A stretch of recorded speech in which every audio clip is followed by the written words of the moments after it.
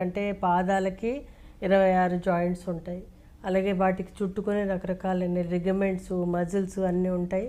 చాలా సెన్సిటివ్‌గా ఉంటుంది పాదం. చాలామంది అనుకుంటారు పాదాలే కదా అనుకుంటారు. కానీ మన పాదాలు చాలా ఫాస్ట్‌గా సెన్సింగ్ అవుతూ ఉంటాయి.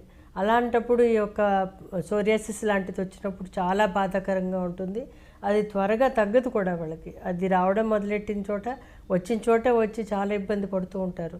దాంతోపాటు ఫంగల్ ఇన్ఫెక్షన్స్, పసుపు రంగులో పెచ్చులు వచ్చి పసుపు రంగులో పాదం అయిపోయిన కేసెస్ కూడా ఉంటాయి. సో ఇవన్నీ కూడా కాంబినేషన్ ఆఫ్ ప్రాబ్లమ్స్ అనేవి పాదాలలో వచ్చే ప్రాబ్లమ్ అనేది చూస్తూ ఉంటాం. అయితే దీనికి ముఖ్యంగా ఏంటంటే డయాబెటిక్ పేషెంట్స్ తప్పనిసరి ఆహార విహారాలు పాటించవలసిన అవసరం ఉంటుంది. ముఖ్యంగా వాళ్ళ షుగర్ కంట్రోల్ చేసుకోవడానికి పిండి పదార్థాలు లాంటివి తగ్గించడం, అలాగే ఫ్యాటీ ఫుడ్ తగ్గించడం, ఇవన్నీ రొటీన్గా చేసేవన్నీ చేసుకుంటూ పాద సంరక్షణ అనేది